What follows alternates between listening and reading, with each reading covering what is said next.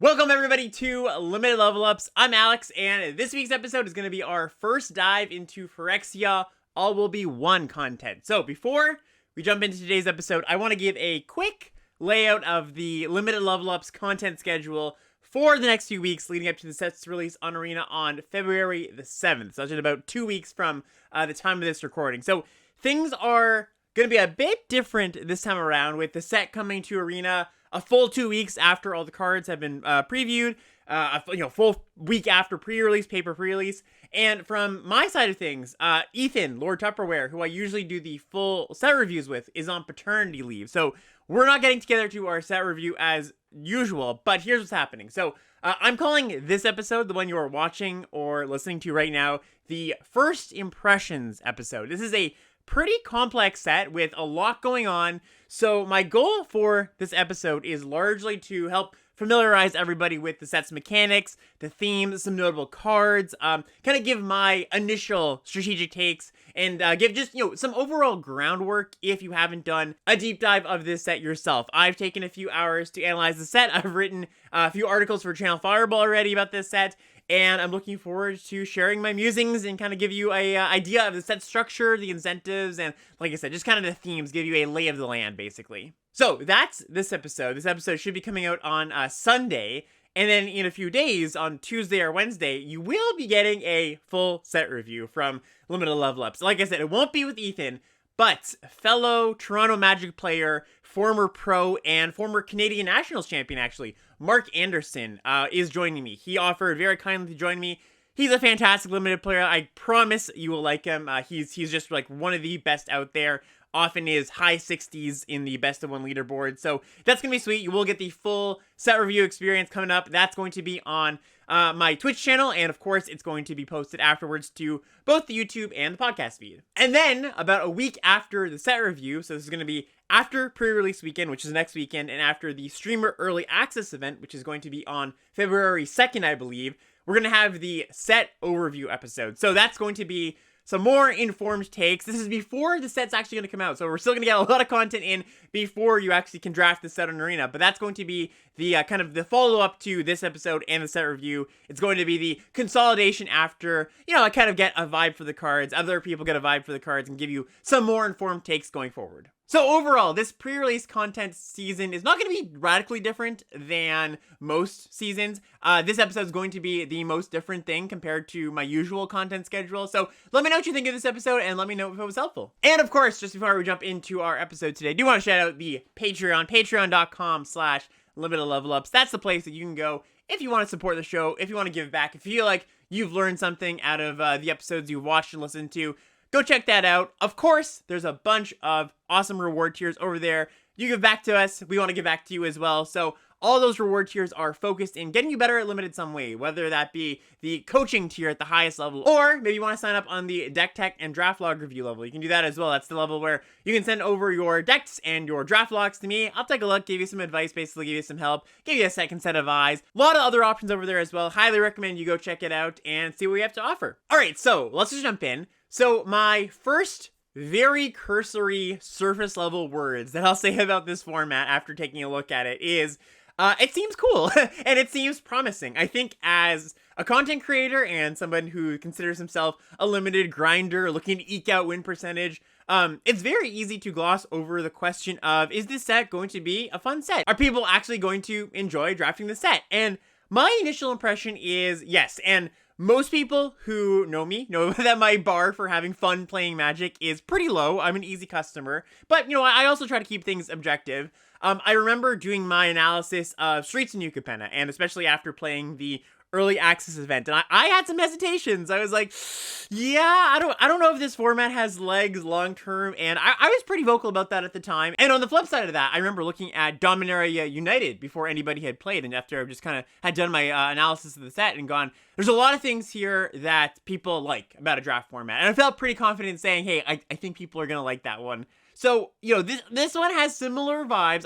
Of course, I'm happy to report back to you in a week after I got my hands on the cards to update this take. But just as a cursory glance at the format, I do think Phyrexia All Will Be One has a lot going for it and a lot of things that make a good draft format. On the flip side of that, when looking at a set like Dominaria United, I remember looking at that set, after I did my analysis, my full set analysis before anybody had really played with the cards. And I remember thinking how there's a lot of things here that I think make for a pretty good draft set. A lot of kind of factors that people really appreciate. And I felt pretty confident at the time saying that, yeah, this is going to be a good one. This is going to be one to look forward to. And now, I'm very happy to be wrong. Well, I'm not going to be that happy if I'm wrong about this, but I do think that Phyrexia has a lot of those same factors, a lot of those same characteristics that do make for a good draft format. Just to go over some quickly here. So for example, we've got overlapping synergies. So one of the problems in kind of not so great formats sometimes is that you can get into a lane, and then once you're in that lane after your first few picks, you go, well, I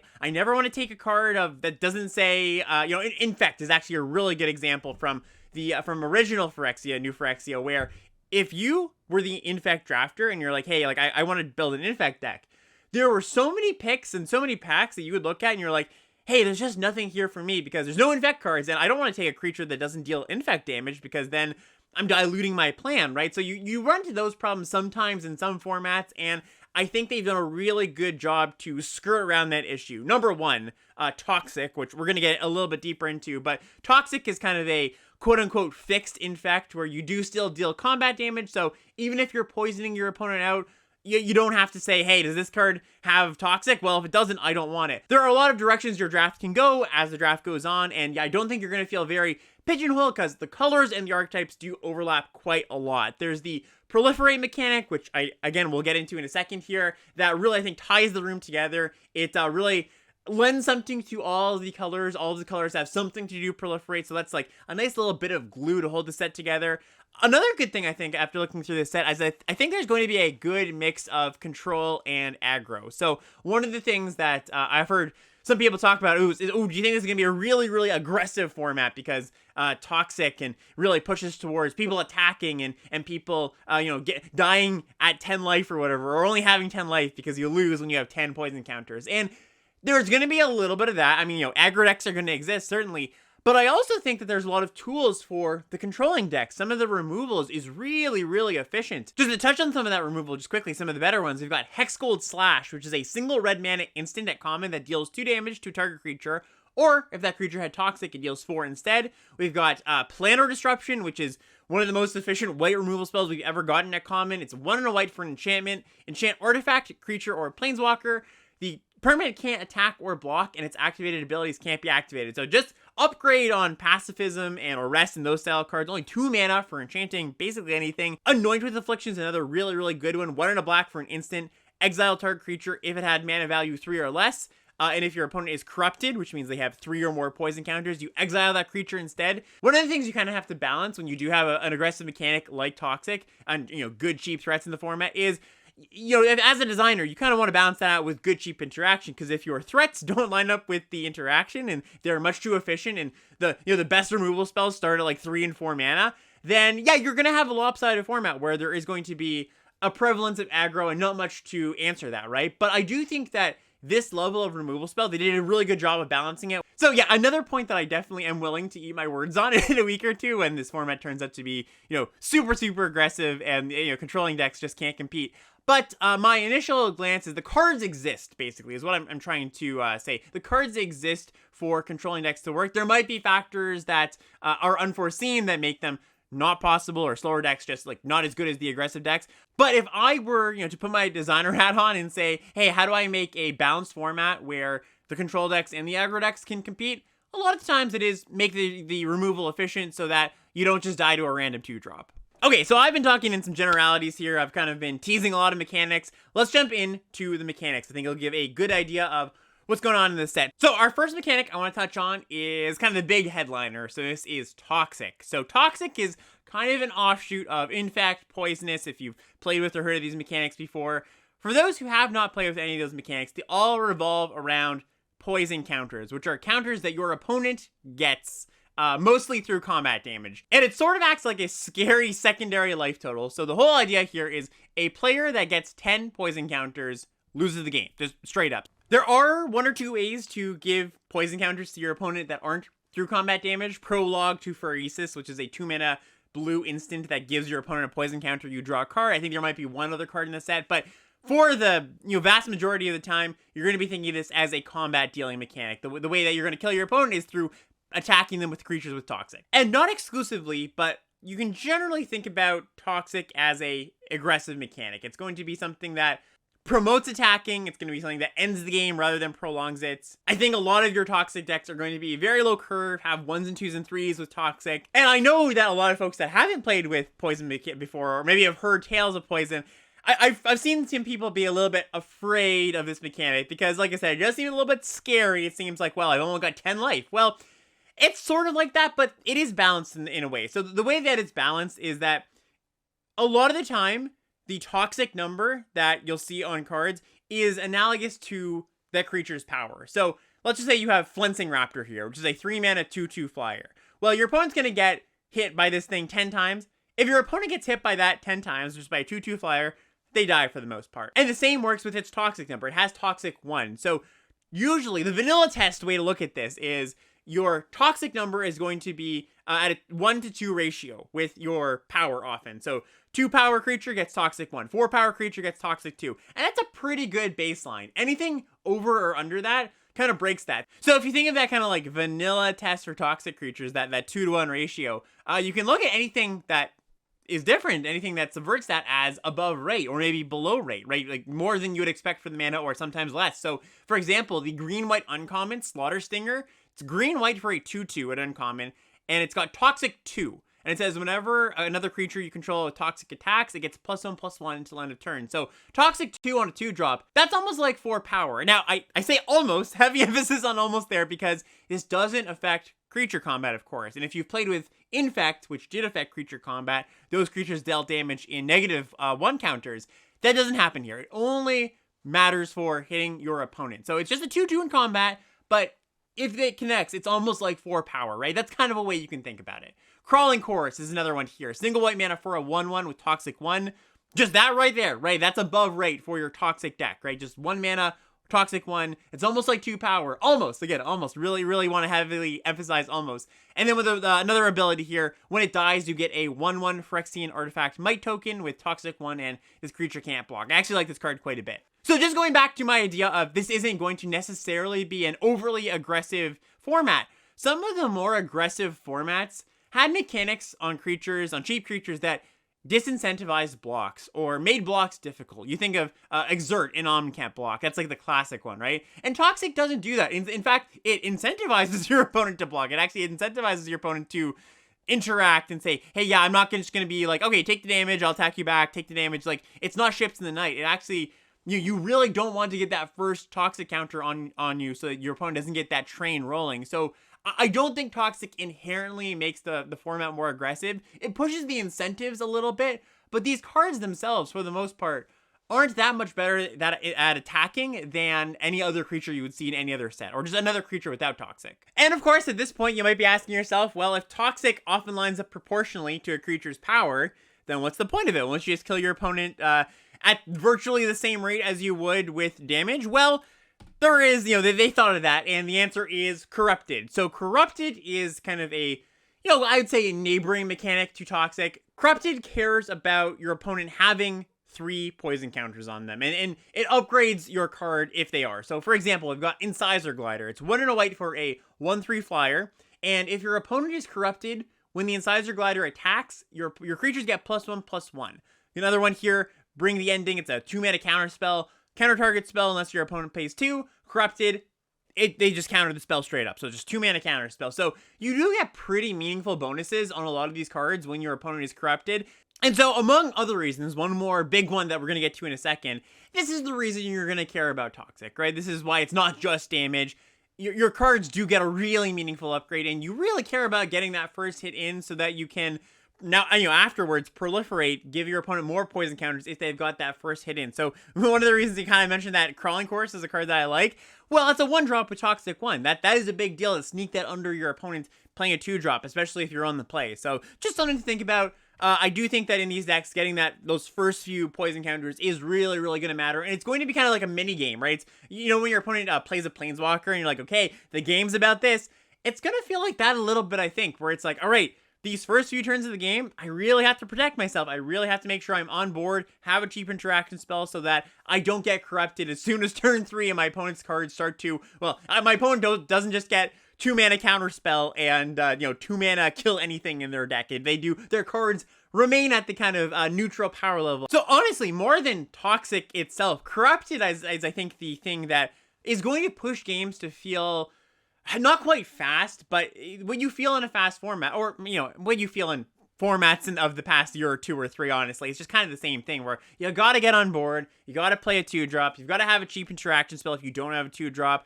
You gotta make sure that you're not spotting your opponent upgrades on their spells. So their 2 mana quench variant isn't just counter spell now, and their 2 mana kill a 3 mana value creature isn't just kill anything, right? You don't want to be behind on board early to make your opponent snowball and just, run away with the game. So I do think there's going to be a lot of focus in this format on the first 3 turns of the game and making sure you protect yourself, or you have ways to push through your toxic creatures if that's what your deck is doing. Our next mechanic is oil counters, and these appear mostly in blue, green, and red. So this is the teamer colors. Cards that use oil counters mostly follow the template of, here's a cool effect that you can get once or twice by using an oil counter, but if you have some proliferate cards, which we'll get to in a second, you can get the effect a few more times. So let me just read out some examples here. We've got Glistener Seer. This is a single blue mana for an 0/3 common.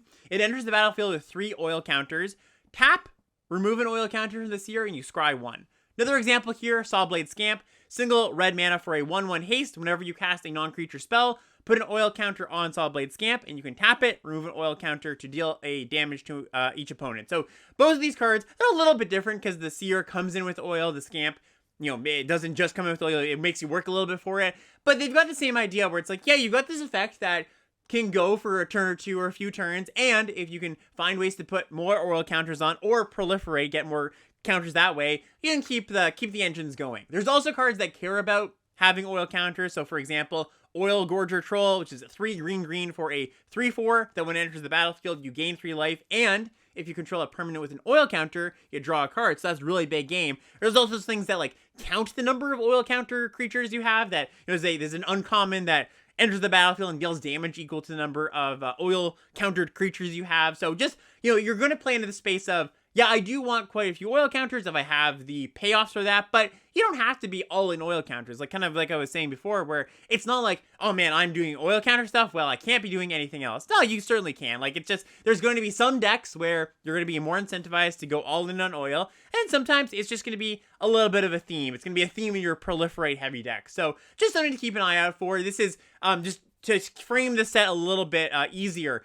Blue, red, and green, their thing is oil counters, whereas black, white, and green, their thing is toxic. Green, of course, being the common denominator there. It's got some overlap. So you can kind of put these, all the decks, or most of the archetypes, into 2 macro groups. Cares about oil, cares about toxic, and, of course, I do think there's going to be a little bit of crossover, too. And our next mechanic is proliferate. This is the one that does tie the room together. So forgive me if you haven't played with proliferate in a while. I've kind of been talking about it, so I'll read it out here.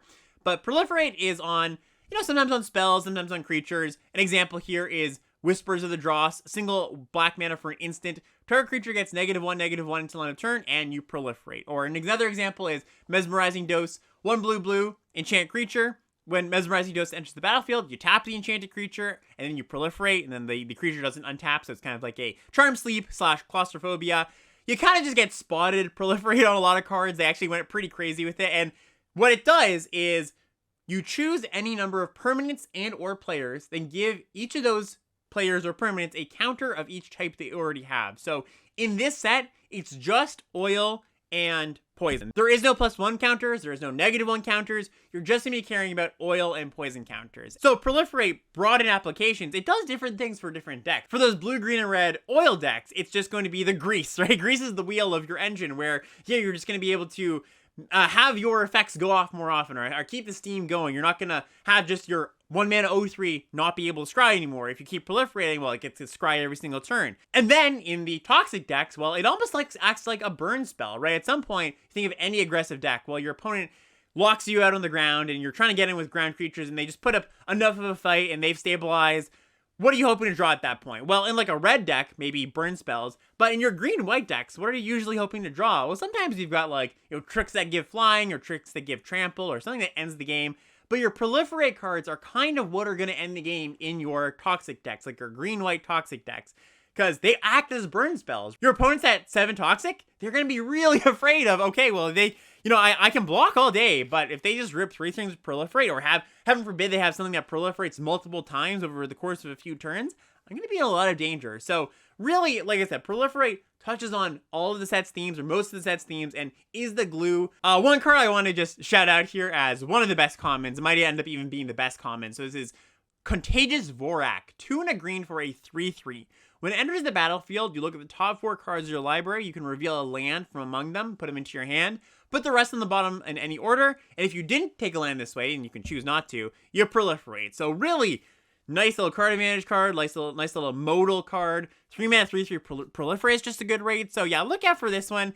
And yeah, I would just say proliferate in general is a safe bet, because almost all of your decks are going to have a good use for this, and whether it be oil, poison, like I said, those are the only 2, but that covers almost all of the decks in the format, honestly. Oil and poison each take up like 3 archetypes, so that's almost all of the archetypes right there. Some other mechanics I just want to touch on quickly. We got this red-white equipment theme, which is pretty half-baked, honestly. I was kind of hoping that this time around, where we're back on Mirrodin, the artifact world, and maybe they don't do equipment dirty for once.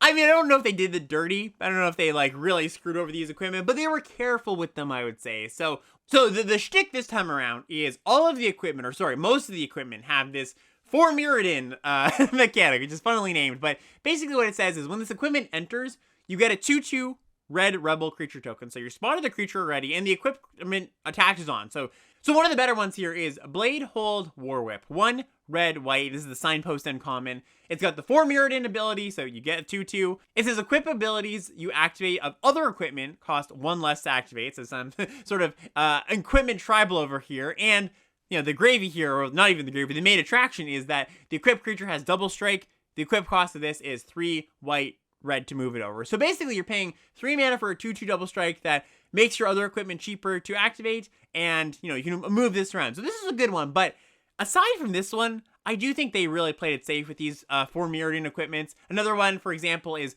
Gold Warden's Helm, which is 2 and a white for an equipment. It's got 4 Mirrodin, so you do get the 2/2, of course. The equipped creature gets, drumroll please, +0/+1. It's a really small boost. The equip cost is 2, so you're basically paying 3 mana for a 2/2 that you can move the equipment around at some point. Like I said, they were careful with these. They didn't push them too much for the most part. I don't think there's like an equipment deck. I think they're just going to be cards you put in your deck if they are good, basically. I'm not willing to call this Neon Dynasty Samurai levels of bad just yet. I don't think it's quite that, because these are just, the good ones, like I said, you can just put in your deck and you don't have to care about if you have other cards that care about equipment. But I don't think this is like a deck you should be drafting around necessarily. It's not a theme that is really that prevalent or honestly that powerful. And then a few other archetypes here that I just want to touch on that are a bit outliers, not necessarily oil or toxic, although I do think you're going to have a lot of those themes baked into these. So red-black is a sacrifice deck, as it usually is. Blue-white cares about having a lot of artifacts, and blue-red, as per usual, is non-creature spells, cares about non-creature spells, and actually more specifically, cares about oil as well. The gold Signpost uncommon here, Serum Core Chimera, cares about non-creature spells, cares about when you remove oil counters. So these are kind of the 3 like thrown in archetypes, or I guess red white is also kind of the 4th thrown in archetype, where mostly when they're designing sets, they have very clear intentions for, I'd say, like 6 or 7 archetypes. And that's the oil archetypes and the toxic archetypes in this set. And then, they do have to come up with something for the other color pairs that might not be as supported. And going through the set, I don't think that red-black sacrifice is that well supported. I don't think that white-blue artifacts is that well supported, unless you just get a look. Anytime you get any of these golden commons, a lot of them, sure, you can definitely make a deck around it. But other than these golden commons, there's like 2 or 1 payoffs for these themes for the most part. So again, these are minor themes: artifacts, sacrifice, and non-creature spells and equipment. These aren't going to be the main part of your deck most of the time. I would imagine it's going to play in a way where you're going to be a toxic deck with some sacrifice stuff, or a toxic with some artifact stuff, so just keep that in mind when looking at these cards. So those are the mechanics. Let's get into the colors now and kind of put some context to me talking about these mechanics to see where they kind of fall as far as the colors go. So let's start with white, as we usually do. If I'm to sum up whites in one word, that word is focused. In some formats, white's commons kind of have this identity crisis sometimes, where half of them are pointed towards attacking, half of them are pointed towards defending. And in this set, in Phyrexia LB1, that's not really the case. Nearly all of the white commons and uncommons point towards aggression, and specifically toxic, of course. Like this, when you're a white deck, you are going to be a toxic deck 90% of the time. There's so much redundancy, so many good cheap creatures with toxic. You got the Crawling Chorus, which is that 1-mana 1/1 with toxic one I was talking about that dies into a 1/1 with toxic they can't block. Duelist of Deep Faith is a pretty good one. This is a 1 white 2/2 with toxic, and as long as it's your turn, it has first strike. Flensing Raptor, one I mentioned before, 3 mana, 2/2 flyer, toxic 1. When it enters the battlefield, another creature with toxic you control gets +1/+1, gains flying. If you just go down the list of the white commons in the set, they either have toxic, help your creatures with toxic attack better, or are corrupted payoffs, like that Incisor Glider, the 1/3 flyer I was talking about that pumps your team if your opponent is corrupted, or Sinew Dancer. This is another one I want to call out. Single white mana for a 1/1. It's got an ability, 3 and a white, tap target creature, so it's expensive for tapping your opponent's creature, but if your opponent's corrupted, it only costs a single white mana. And that's a really, really good rate for a tapper. We actually don't see a tappers this efficient almost ever. So really, really nice payoff for getting your opponent to the first 3 toxic counters, the first 3 poison counters. And yeah, like I said, just go down the list and you're going to find a few cards that are like, oh, this cares about artifacts, or oh, this cares about, maybe doesn't care about anything in particular. It's just a removal spell. But so much of this color is focused, which is just a sign of a good color for the most part, right? A strong color where all of its cards are pointed towards the same direction. And I do think white is, if not the strongest color, one of the strongest colors in the set. I also want to call attention to mites. This is the main way of going wide in white, and white has a few things that pay you off for going wide, but these are also just good creatures in your toxic deck. So these mites are tokens that, I just mentioned on the Crawling Chorus. When it dies, it makes this mite token, but we've also got Basilica Shepherd, which is another really, really nice one. I expect this one to be one of the top commons. This is 3 white for a 3/3 flyer, and when it enters the battlefield, you make 2 1/1 mite tokens, which, of course, like I said, are tokens that have toxic 1 and can't block. And while can't block, definitely, it's a downside, it's not as much of a downside in the context of what these decks are trying to do, and, that is attack you. We saw a very similar dynamic in Innistrad Midnight Hunt, where, with the decay tokens, right? Where it's kind of funny, where they can block, but they sort of could block in a lot of ways, because your opponent couldn't afford to, if you had 4 or 5 decay tokens lying around, even if your opponent had a decent attack with their 4/4, they kind of had to think, well, if I attack with my 4/4, then all their decay tokens can get in and deal me 10 damage or whatever. So these, virtually 2 power creatures, again, toxic 1 almost means 2 power, does push your opponent to say, hey, it makes them think about attacking because they have to calculate what the math is like on the crackback. And so, yeah, that's white. It's really just doing one main thing. There's a few cards that you'll see here and there that care about artifacts or equipment, but like I said, those are a small percentage of the cards in the set. So many of your white decks are just going to be toxic decks, just aggro toxic decks. All right, and now moving on to blue. So whereas white commons are a tight, focused package, blue's commons are doing a little bit of everything with a few things happening. So blue does quite a bit of proliferating at common, so it's a really good color for supplementing your white decks potentially to get that burn effect kind of out of your toxic creatures. Or of course, blue is one of the main oil colors, so you're going to be proliferating your oil counters often. It's also got an artifact theme, kind of the white-blue deck is the artifact deck, and more of the blue cards are going to care about artifacts than the white ones. Like I said, there's a few in there, but the real meat of your payoffs for artifacts are going to be blue. For example, we've got some uncommons here. I think you're really only going to care about this blue's artifact theme when you do have the really good payoffs, and those payoffs being 2 that I want to point out here. Cephalopod Sentry, which is the blue-white-gold uncommon, 2 white-blue for an X5, it's flyer, and it says its power is equal to the number of artifacts you control. So that could be pretty darn big. And Unctus's Retrofitter, it's a creature, 2 and a blue and an uncommon, toxic 1, it's a 2/3, and when it enters the battlefield, up to 1 target artifact you control becomes an artifact creature with base power and toughness 4/4 for as long as Unctus's Retrofitter remains on the battlefield. Worth noting, the might tokens in white, those are artifacts. So that's a way to, kind of get a, you not really have to invest a full card into Unctus's Retrofitter and turn into a 4/4. You turn a might into a 4/4, or with Cephalopod's entry, if you just have a few things that make a few might tokens as well as our artifacts themselves, that's a lot going towards this thing's power. So you can, I can easily see like a 6 power Cephalopod entry. It's a pretty big flyer for not a lot of mana. And so yeah, that's basically what's going on with blue. I think it's a really good support color. I think that I can imagine some close to heavy blue decks that are more controlling. They've got there's a few instants that play well together where you might have a good instant speed controlling package. Blue black control can definitely be a thing in this format, I think.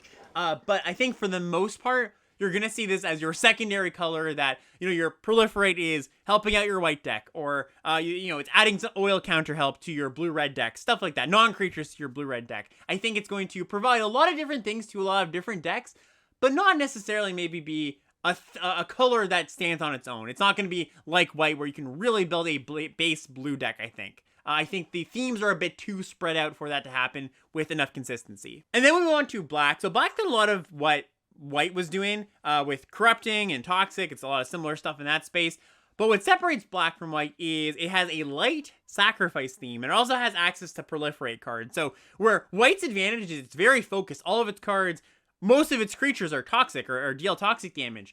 Black isn't quite as focused, but it does get the burn aspect. So I would say that, for example, black might be a pretty good pair for white, where you get to proliferate all the poison counters that you have infected your opponent with your white cards. It's also a color that I think is pretty good at getting the toxic poison train rolling, getting that first counter in. So one common I want to point out here is Pestilent Siphoner. 1 and a black for a 1/1 flyer with Toxic 1. So this is a really reliable, or fairly reliable way to get that first toxic counter. And unlike white, where I think most of the time you're going to kill your opponent through combat damage, I think there are black decks, maybe even paired with blue, where you just get that first toxic counter on, maybe 2 through combat, and then you kind of sit back, right? If you're a blue-black deck with a bunch of proliferate, you can just control the game. Some of your creatures deal toxic, but some of your spells just have proliferate, and you can just cast those and sit back and slowly poison your opponent out. So that's, got a little bit of a different aspect that's going on. Moving on to red here, true to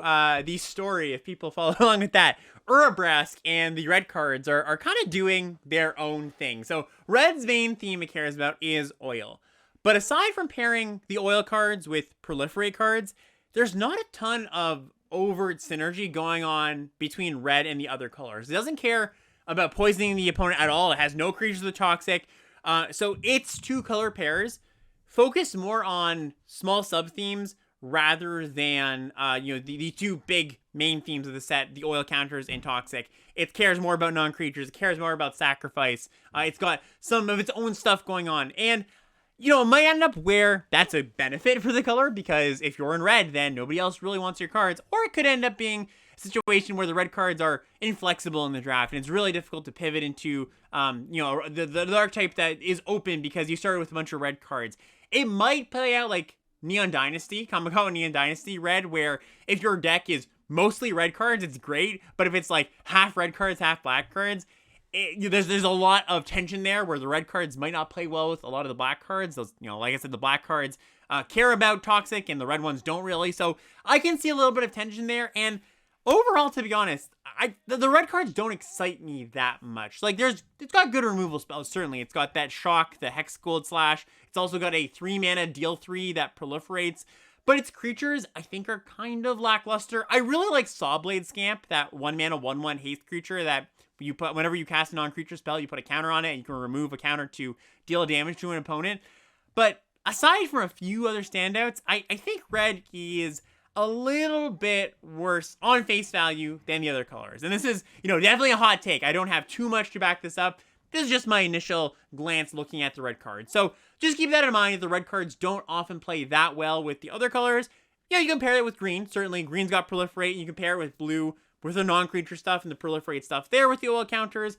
But it's doing oil as its main thing. And if you're not doing oil, you don't play that well with the other colors. And then wrapping us up here, we've got green, which focuses on both of the set's big mechanics, toxic and oil counters, and also proliferating. It's really three of the big set mechanics. And I think green might be the format's most flexible color, since, if you think about the set as those two big macro groups, caring about toxic and caring about caring about oil, you've got green in the center there where it does both, and it adds proliferate to supplement both those decks. So yeah, I don't have too much to say about green's commons. They seem pretty, standard. There's that nice green proliferator that I mentioned that goes and gets a land if you don't proliferate. That's a standout common for sure. But aside from that, yeah, I just want to point out that green looks really flexible, and flexibility is good, and flexibility is nothing without power. Of course, you want to be both powerful and flexible, but I do think that green does not look lacking in the power department as well. I think it's got some pretty darn good commons too. And that brings us to the end of the colors. That's pretty much all I have to say about the colors big picture. Like I mentioned before, I think this is a set with a lot of overlapping themes. As you can see here, a lot of the mechanics we talked about are in a lot of the colors. So, it's not like a format where every single 2-color pair is doing its own thing. There's going to be a lot of overlap, a lot of room to pivot and kind of navigate in the draft. And I think that is a really good sign of a good draft format. Just before we pack up, I do want to leave you with 2.5 cycles of cards to talk about here. So the first cycle we're going to talk about here is the Skull Bomb cycle. And this is a cycle of common 1 mana artifacts that all have the text 1 sacrifice, draw a card. Okay, so just straight up 1 mana artifact that costs 1 to sacrifice, draw a card. If you've played Brothers War, you'll kind of know how Chromatic Star and Elsewhere Flask and these kind of like trinkety artifacts that do a bunch of little things can have really nice effects just on their face value. Forget about what else they do, because they create a sacrifice trigger. They are a cheap artifact for the things that care about those things. Like I mentioned, those themes are not as strong in this set as they would be in Brothers War, but just something to note. And they all have an ability based on their color. So let's just read the white one for now. So it's got that sacrifice ability to cycle it if you need to, but it's got 2 and a white, sacrifice Basilica Spellbomb, it's the white one. Target creature you control gets +2/+2 and gains flying until end of turn, and then you also draw a card. So, you can jump your toxic creatures to get into that first hit, or get into the last hit, potentially. Drawing a card on this effect is quite nice. It's not a combat trick exactly, because it's only sorcery speed. Your opponent's going to know it's coming, but drawing a card is a big deal. Surgical Spellbomb, this is the blue one. 2 and a blue, sacrifice it, return target creature to its owner's hand, draw a card. So we've seen this effect multiple times. Again, sorry, only sorcery speed, but we've seen this effect multiple times of 3 mana, sort of 4, because you have to pay 1 up front, but 3 mana, return something to your opponent's hand or owner's hand, draw a card. Powerful effect. The black one is 2 and a black, return a creature card from your graveyard to your hand, draw a card. So it's a little bit of card advantage there. The red one is kind of an odd one out here. It's 1 in a red, so 2 mana, where the other one's a 3. Sacrifice Furnace Spellbomb, put 2 oil counters on target artifact or creature, only as the sorcery, you draw a card. And the green one is +3/+3 and trample. Activate only is the sorcery, draw a card. So it's very similar to the white one, gets your toxic creatures through. I think all of these are going to be pretty high picks. I think you're going to want these cards in your deck. They all do good things, and just like kind of some of the stuff going on with Brothers War with Unearth, I think you're going to be able to sneak in a source or two, let's say in your white-green deck. Surgical Spellbomb. You maybe have a blue source in there with a Terramorphic Expanse, which is a Evolving Wilds variant that's in this set. Or you have a Prophetic Prism, which is also in the set, which is kind of like Energy Refractor, filters your mana. There's going to be a few ways to play these cards or activate them for their color cost, even if you aren't in the deck that necessarily wants them. And if you don't have those colors, you can cycle them away. So they're powerful effects with low opportunity cost, and they do all those little small artifact things like I mentioned. Also, we have a cycle of lands that come, and they don't fix your mana though, but they're a little bit of flood insurance. So they are all tapped lands that add a color of whatever they are, 1 for each color. The Fair Basilica here, for example, enters the battlefield tapped to add white, and it's got the ability 1 in a white, sacrifice it, draw a card. So kind of like the lands we saw back in Streets of New Capenna. Those were dual lands, but you're going to want these lands in your deck, 2 copies of them. Tap lands in most decks are not going to be such a big deal, and having a little bit of a flood insurance to make sure you do draw gas in the late game, make sure you don't flood out, is pretty nice. So this is a cycle to keep your eye out for. And finally, today, the last thing I want to mention is, yes, of course, mostly this is about commons and uncommons. It's the most important thing.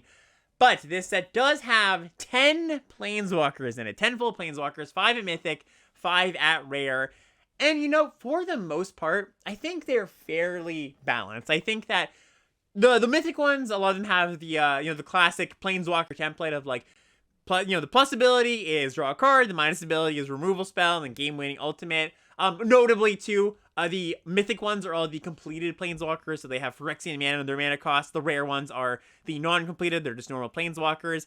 I do want to shout out 2 cards here that I think are going to really be the, kind of what a lot of people remember about this format, I might imagine. This is very predictive, right? We haven't got our hands on the cards at all. But these cards are really good. So Kaya Intangible Slayer is one of the big ones here. 3 white, black for a 6 loyalty planeswalker. And that's 7 mana, and this is a rare, by the way. It's got hexproof. Okay, so you can't kill it with any interaction spells. +2, you drain your opponent for 3, so you lose, your opponent loses 3 life and you gain 3. 0, you can draw 2 cards and each opponent scries 1. -3, exile target creature or enchantment. If it wasn't an aura, you create a token copy of that, except it's a 1/1 flying spirit. So just like really powerful card. I note it because it has hexproof. Yes, it's 7 mana. A lot of your 7 mana cards are going to win the game. But this is a really, this is definitely going to be a grown test, I will say. And the reason I point out that it has hexproof is because, and this ties into why I don't think this is going to be, the planeswalkers are not going to be like, they're not going to be like, oh man, this format's full of planeswalkers that you just can't answer. There are a lot of answers to planeswalkers in the removal. So a lot of the removal spells that I mentioned before do hit planeswalkers. Obviously not Kaya, but, when your opponent plays a Jace or a Vraska, good chance that they uptick and then you just kill it and you move on. The other big one that I would not be surprised if this is the best card in the set. The Eternal Wanderer. 4 white for a 5 loyalty planeswalker. Again, this is a rare, not a mythic. It's got a static ability. No more than 1 creature can attack the Eternal Wanderer each combat. So already has a bit of built-in protection, right? Your opponent can't swing all at it.